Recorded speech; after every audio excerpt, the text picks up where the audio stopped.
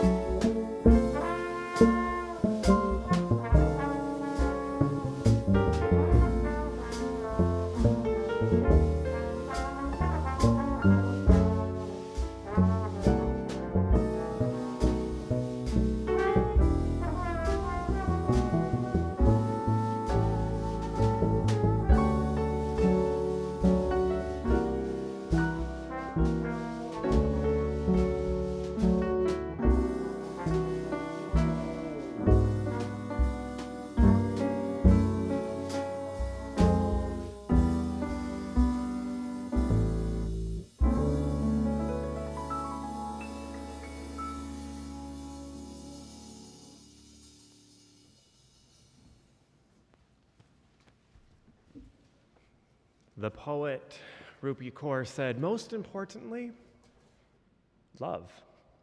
Like it's the only thing you know how at the end of the day.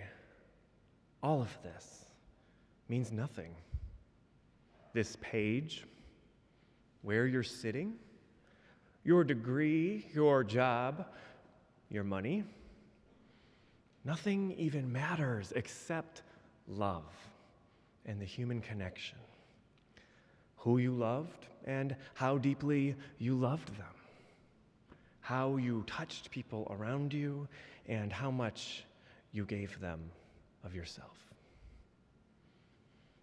Friends, the greatest commandment of them all, the commandment that goes beyond the reaches of just the Christian tradition and stretches into virtually all of the paths of enlightenment, and the commandment through which everything must be interpreted, is love. Love invites us. Love often challenges us. Love changes us, and of course, love shapes us. Love is both intimate and connected. Love seeks a whole world of flourishing that goes beyond the walls of our cathedral hearts and temples within our souls. And its greatest manifestation is the human being most fully alive. This morning, in the sacred company of one another, we are being called to reflect on the barriers that keep us from living our own full capacity. We're being called to think of those things that keep us from being most fully alive. And we're being called to be aware of those realities that steal us away from the infinite power of love. So as we light this candle of love on this Advent morning, let its light call us to self-acceptance. Let its warmth ground our every moment with compassion for one another, and let its energy inspire us to a courageous and contagious form of love that manifests in ways we can't even imagine.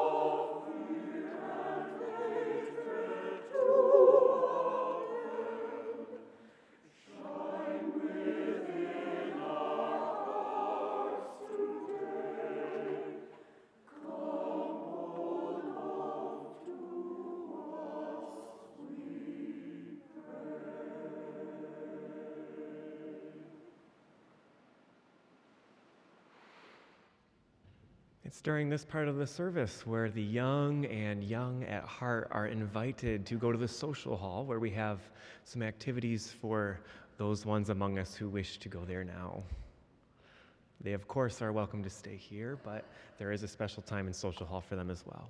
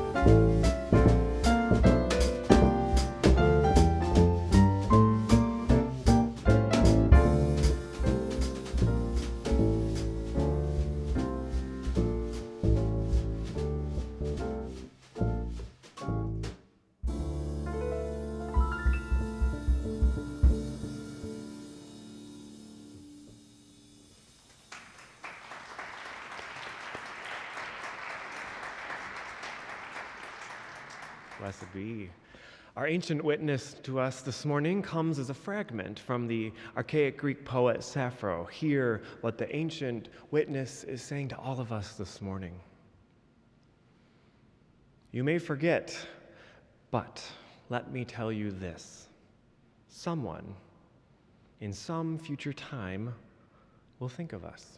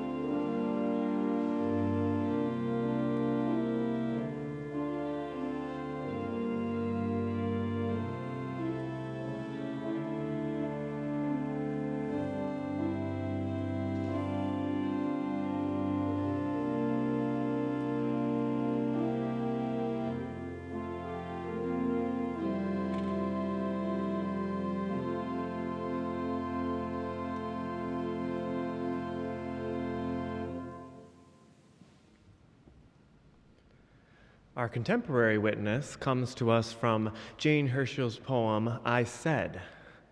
Hear what the contemporary witnesses in spirit are saying to us this morning. I said I believed a world without you unimaginable. Now cutting its flowers to go with you into the fire.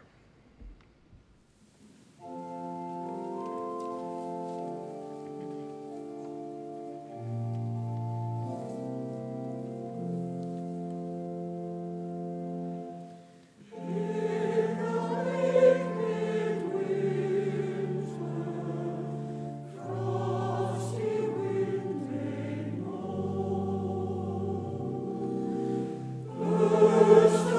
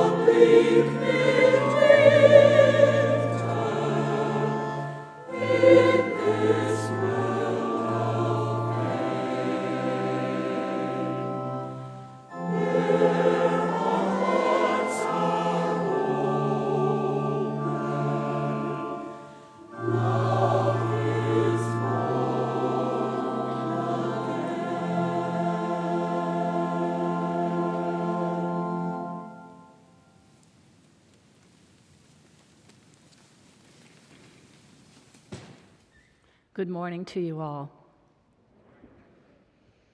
I'd forgotten how incredibly beautiful the sanctuary is, and then to hear these wonderful voices and the music, I'm totally impressed. Really cheers my heart. I just wanted to, I'm going to just look at my timer because I don't want to overstay my, Chris said he would yank me off the, not really. I'm very honored to be asked to speak here today, and I wanted to thank Carol Koistra and also Reverend Christopher for the invitation. This year, 2021, is an especially challenging time to speak or write of love. I refer, of course, to the stupid pandemic and those fellow citizens who refuse vaccinations. Boy, I wrote vacations here. And put all of us at risk. I also refer to challenging segments of our population who rally behind a gun culture and Second Amendment rights, and others who are trying to overturn a constitutional right about women and their private medical decisions, a right established nearly 50 years ago. Nevertheless, I'm delighted that the Advent candle for love has been lit. And as Reverend Christopher said last week about hope, we must stand at the intersection of hope and hopelessness and choose hope.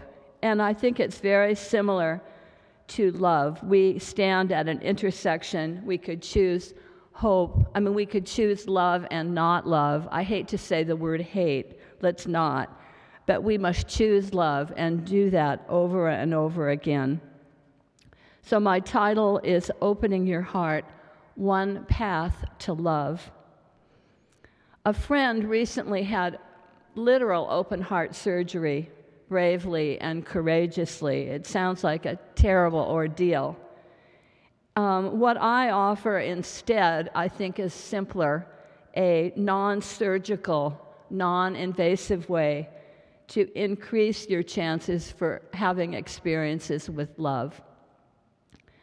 No doubt many things I'll say will not surprise you if you're a reflective person at all, and certainly reflection is part of what you do here in this house of worship.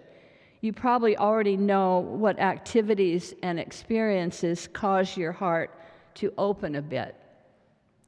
I've sat in these pews and felt my heart open, especially to music and to singing and to fellowship. So let's begin today. Ours is a journey into poetry, and these poems that I'm going to get to are my offerings for today. I think usually you don't look at devices, but Chris has promised me that you have poems, and if you want to look at a device and look at the poems, that will be fine. If I don't get to all of the poems, and I doubt that I will get to them all, I would encourage you to read the others at home and to consider how they fit with my remarks today. Poetry is certainly similar to prose and to some nonfiction in terms of taking a reader into an experience, though I would contend lyric poetry is the most concentrated of the genres. A poem doesn't offer a thesis and a proof of something that happened. Instead, it takes us into an experience. Physically, we inhabit an experience, and therein lies its power. So let me shuffle just a second here. I didn't want to use my computer. I wanted to have the poems in front of me. This is a Michigan poet, a Black Detroit poet you might know, Robert Hayden. He lived from 1913 to 1980, so he's really a contemporary poet. And I think this poem really fits for today. It's called Those Winter Sundays. Sundays, too, my father got up early and put his clothes on in the blue-black cold. Then, with cracked hands that ached from labor in the weekday weather, made banked fires blaze. No one ever thanked him. I'd wake and hear the cold splintering, breaking. When the rooms were warm, he'd call, and slowly I would rise and dress, fearing the chronic angers of that house, speaking indifferently to him who had driven out the cold and polished my good shoes as well. What did I know? What did I know of love's austere and lonely offices? I want to linger over this poem at some length, not that I don't know that you know how to read a poem and understand it, but I think it's important with poems to say at the outset and approach them with openness. What do I notice here? And let's start right at the top. Students will tell me, oh, I never read the title. And I'm like, no, don't do that. Let's read the title, Those Winter Sundays. So a speaker looking back and a grouping, those winter Sundays, very appropriate. Winter's a tough time. It would be a different poem, those summer Sundays, those summer Tuesdays, but these were a group, those winter Sundays. And if you have the poem, you could look down and count the lines. There's 3 stanzas, but there's 14 lines.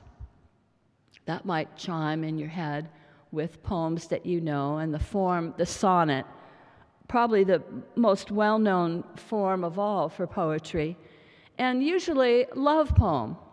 That's interesting. That tells us something. Coming out of the Italian and the English Renaissance. Now you'd look too and you'd say, well, but this poem doesn't rhyme. Okay, I'll grant you that. Robert Frost, who spoke here once, I think only once, I have a tape because they sold it for a while here. And does anyone else have that tape of Frost? Yeah, I see. He sounds really old. I think it was shortly before he died in 1963.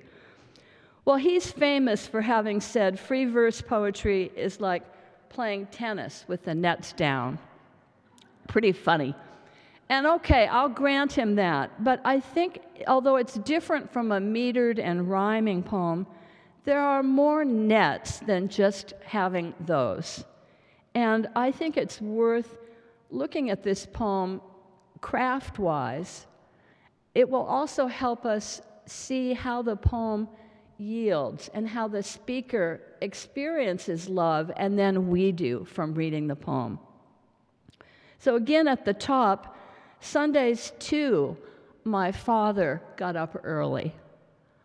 Well, don't you love poetry when the situation is clear, you're not at lost? And I think people fear poetry because they think that's going to happen and there's going to be a test. No test.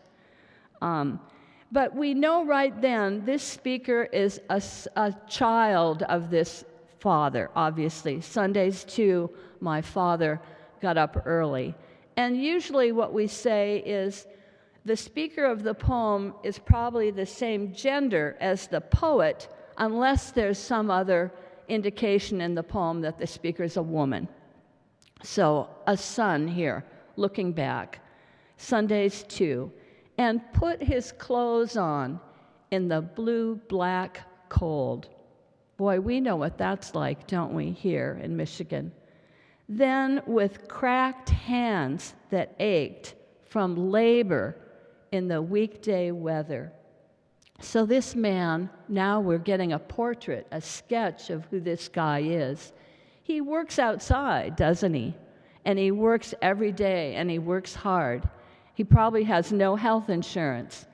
And on weekends too, Sundays too, he gets up early. He's a regular getter-upper in the morning. I'd wake the speaker, a boy.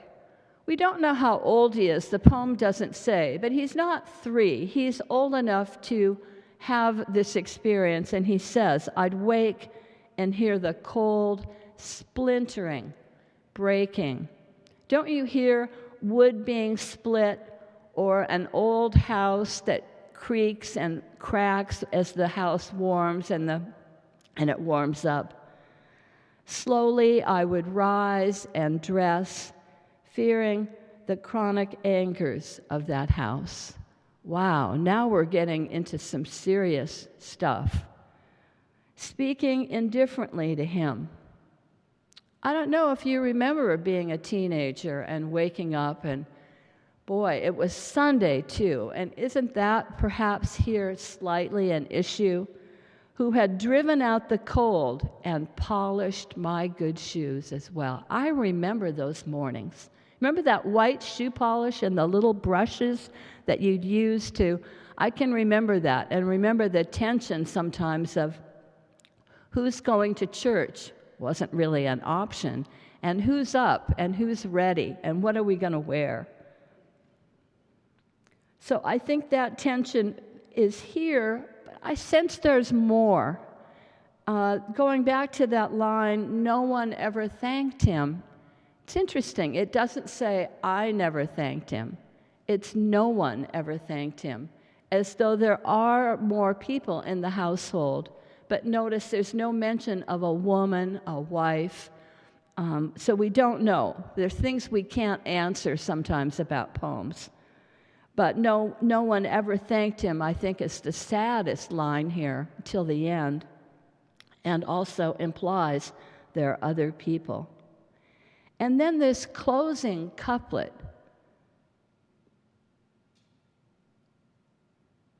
What did I know? What did I know? Now, why a repetition? Isn't that redundant? Why do you want to say that twice? What did I know?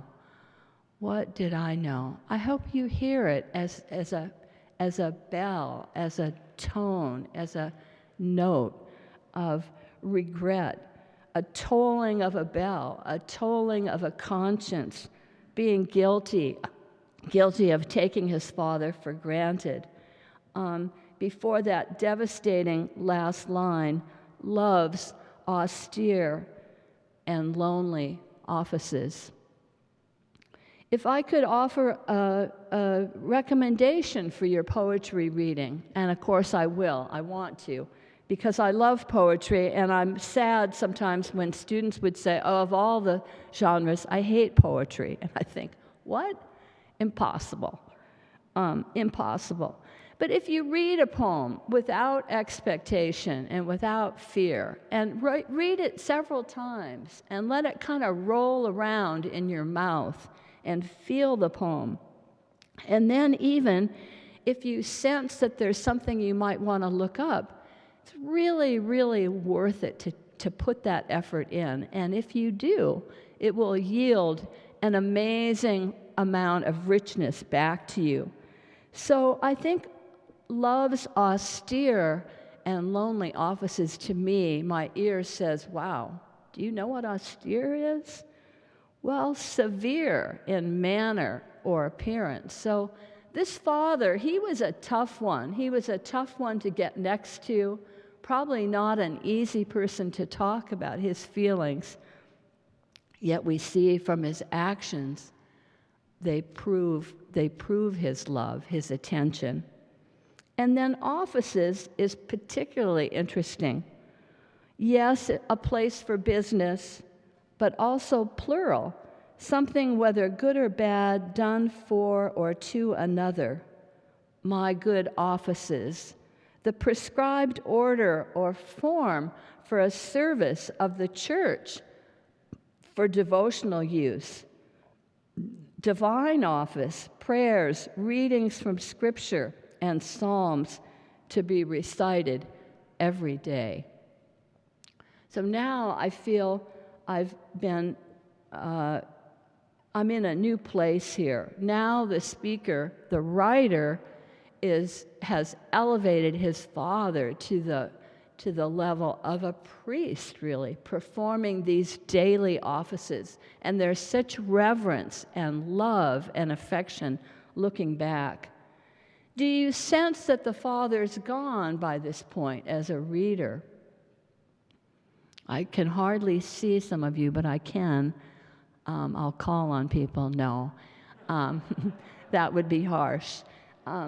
No, I know you know. It feels as though it's too late. It feels as though the Father is gone. I have no proof of that, but it feels too late in the tone here. It hurts. Even though I've read this poem a bunch of times, when I read it, it still hurts me to read it. And I think that tells you the power of particular poems. But I think you see, ultimately, it's hope and love that the writer has penned this for his Father. It's really never too late, is it? Never too late. And I wanted to say, too, that the path here for the speaker to his love, opening his love for his Father, is the physical details that take him into the body of the Father.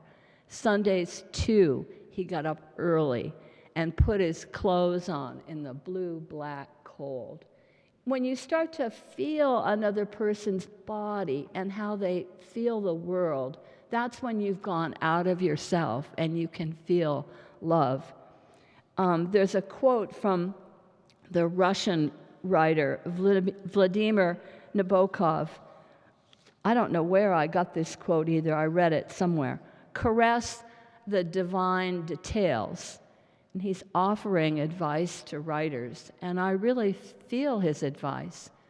You need to put those details in and take us into the person so that we can feel with you along this journey. And when you do, it unleashes the love that he feels for his Father. Maybe not at the time, but now. And lovely to end with a question, too, because it leaves it quite open. What did I know? What did I know? I guess the answer is I didn't know much, but I was learning, and I'm learning now, and I'm going to forgive myself. Switching tracks a bit, I want to go to the third poem that you had in your packet. It's a very small little poem by Langston Hughes called Island.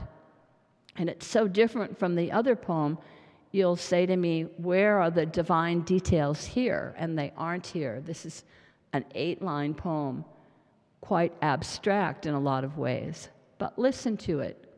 Island. Wave of sorrow, do not drown me now.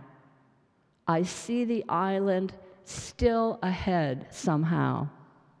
I see the island and its sands are fair. Wave of sorrow, take me there. Some poems rely on the voice of the speaker, and I hear, hope you do, such pain in this person's voice, regardless of the situation, that I'm rocked for that person. I've been there too. You probably have. Wave of sorrow, take me there. So again, to read poems, a daily poem perhaps, and find different tones and different experiences, I think it's part of our task, being alive and being human, is to experience this. I think poems can help us. There's a website. Of course there's a website. Isn't there one for everything? Poets.org, and it's not poems.org, that's a different animal altogether, but Poets.org is the Academy of American Poets, and their website is fantastic, and they have a poem a day option that you can sign up for, and they have different poets curating it each month, so you get quite a medley of poems, and I would encourage you to sign up and have these sent to you. It's kind of fun. Another poem then, and I'm going to check my time. I think I'm good. How to Apologize. Another poet, Alan Bass, lives out in California. I hope you enjoy this. How to apologize. Cook a large fish. Choose one, with many bones, a skeleton you will need skill to expose. Maybe the flying silver carp that's invaded the Great Lakes, tumbling the others into oblivion. If you don't live near a lake, you'll have to travel. Walking is best and shows you mean it, but you could take a train and let yourself be soothed by the rocking on the rails. It's permitted to receive solace for whatever you did or didn't do. Pitiful, beautiful human. When my mother was in the hospital, my daughter and I had to clear out the home she wouldn't return to. Then she recovered and asked, incredulous, "How could you have thrown out all my shoes?" So you'll need a boat. You could rent or buy, but for the sake of repairing the world, build your own. Thin strips of western red cedar are perfect, but don't cut a tree. There'll be a demolished barn or downed trunk if you venture farther. And someone will have a mill, and someone will loan you tools.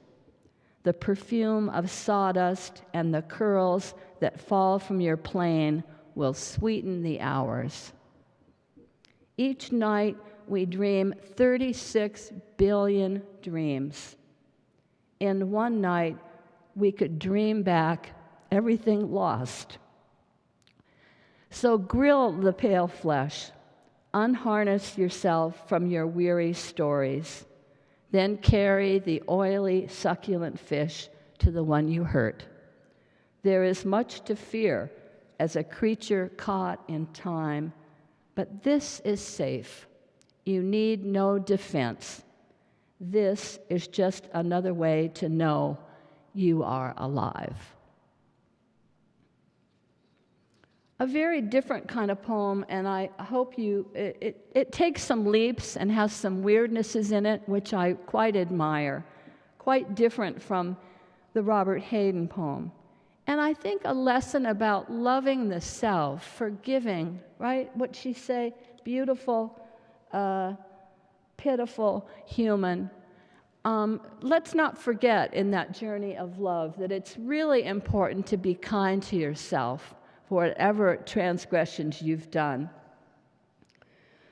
And I want to close with two poems of mine, not to be egotistical, but to share some of myself and to let you into, I think, some expressions of love too. One is on a coast. I'm from the Pacific Northwest, and it's a saltwater coast. And the other, a poem really about small occurrences with our natural world and how we can learn to love those creatures too. So first, barnacle. The fisherman's bent in half on the tip of a promontory, a jacket, short pants, a grass skirt over the pants, no hat, tall socks with shoes, though I'm fearful he'll slip where below waves growl and snap. He's pulling in at least 4 lines, heavy with fish, one has to hope, and he's not alone. Nearby crouches a person down on his haunches, also holding lines. If the land's rocky, okay, but it looks fragile enough to break off. Soft ground with wet sod crumbling to pitch him in, if not both of them. Once we wandered far down Agate and Crescent Beach, stooping at tide pools, turning over rocks to find small gray crabs and touch anemones, fascinated by their pulse, heedless of tides. By the time we looked up, our path back was erased, water crashing in, spraying foam, and only through luck did we find a cut in the bluff where a path snaked down. We clambered up with sea salt biting at our heels. That was the day later on we hauled in a creature of the deep, strange to us, a purple spiny thing large as a cabbage we brought to the park ranger in a bucket. Sea urchin, he said mildly. It was a fearsome, beautiful thing, those spines dripping with the sea waving. I hope we let it go. My father and his father, me and who else? My brother Dan? Last seen on that shore, now washed away by waves of time, though memory has planted a barnacle here. And last, a smaller poem, again, the natural world, which we so much need. This is called Ragged. Warm wooden leg of a table, August sun, and the red admiral staying there, flexing its wings. Yellow pear tomatoes turning gold hour by hour, and the woods still green, but somehow more somber each day, though I try staying just here in this moment, breathing, watching, living. What part of us wants to measure or compare? This year against last year, this year's tomato yield over last. I lean back in the red chair, soaking up heat.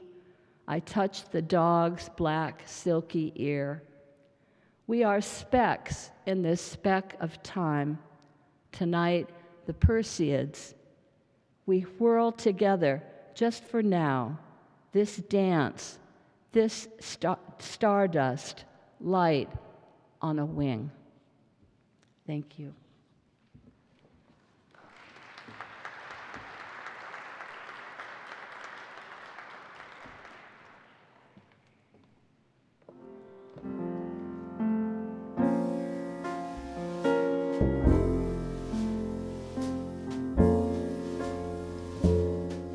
Now, out of the night, soft as the dawn, into the light, this child, innocent child, soft as a fawn, this child is born, one small heart, one pair of eyes, one work of art. Here in my arms, here he lies, trusting and warm, blessed this morn.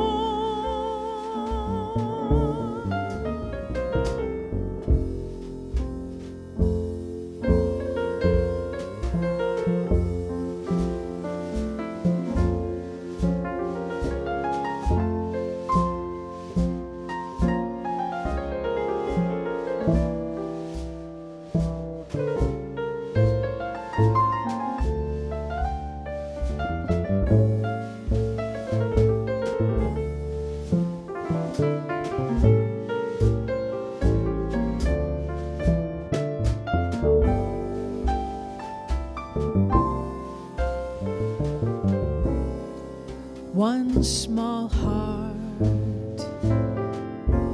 one pair of eyes, one work of art.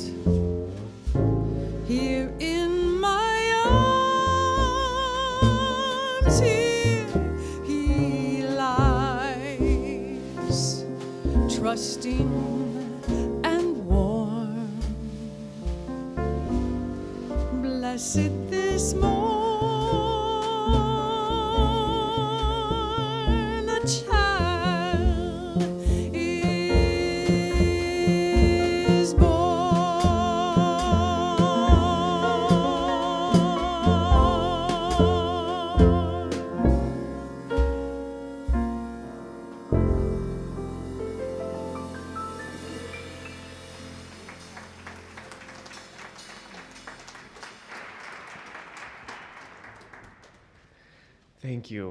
Thank you, Robin. My friends, as we prepare ourselves for this time of meditation and prayer and quiet and stillness, we have one more poem at the curation and request of Patricia, and that is Failing and Flying by Jack Gilbert. Please let this be your invitation to our prayer this morning. Everyone forgets that Icarus also flew. It's the same when love comes to an end or the marriage fails and people say they knew it was a mistake. That everyone said it would never work. That she was old enough to know better. But anything worth doing is worth doing badly. Like being there by that summer ocean on the other side of the island while love was fading out of her. The stars burning so extravagantly those nights that anyone could tell you they would never last. Every morning she was asleep in my bed like a visitation, the gentleness in her like antelope standing in the dawn mist. Each afternoon I watched her coming back through the hot, stony field after swimming, the sea light behind her and the huge sky on the other side of that. Listen to her while we ate lunch. How can they say that the marriage failed? Like the people who came back from Provence when it was Provence and said it was pretty but the food was greasy. I believe Icarus was not failing as he fell, but just coming to the end of his triumph. Will you please pray with me? Spirit of love, we welcome you. We celebrate in this season your coming to abide with and within us. And in this season, we remember the ways in which you have faithfully been companioning us since the beginning. It was you, great love, that wove all of life together.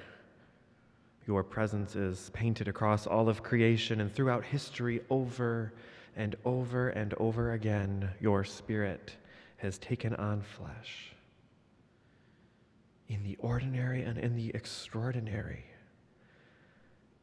in the invulnerability of infants, in the fierce proclamations of the prophets, and in the endearing hope of all who persevere against evil. Where there is grief and where there is holy rage, where there is fear and where there is sacred imagination, your presence, O love, has been there across the ages and over and throughout the generations. And it is that Spirit we feel with us this morning in this sacred hour of worship as a community. For those who come into this space with joy, love is there. For those who have entered this cathedral with grief on their hearts, love is there. For those who carry deep sadness and pain, love is there. And for all who gather with imagination and wonder and glee, so too, love is there. And so it is in your presence, the presence of love that is within, among, and around all of us, that we lift up those complexities and we hold them to our hearts.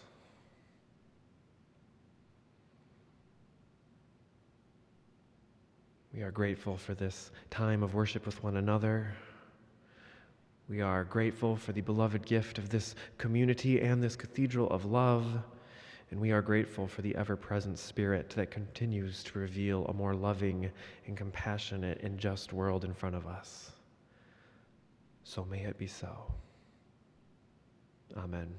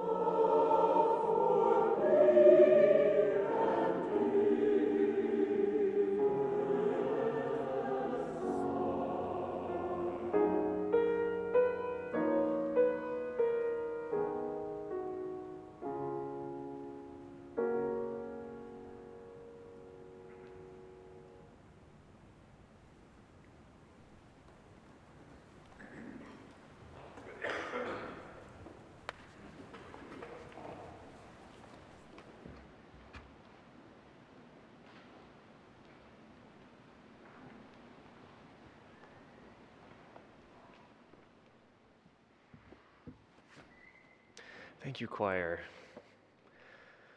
We have just a couple of announcements this morning.